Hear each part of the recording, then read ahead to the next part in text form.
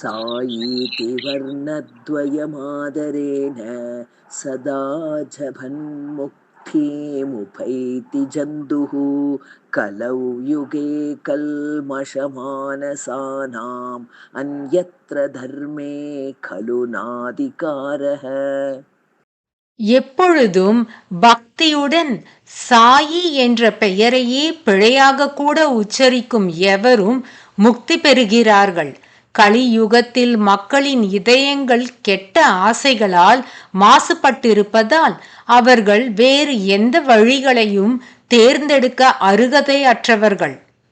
Anybody that always and with devotion repeats the dissyllable Sai attains liberation. In this Kali age, as people's hearts are tainted with evil, they are not competent to take to any other means.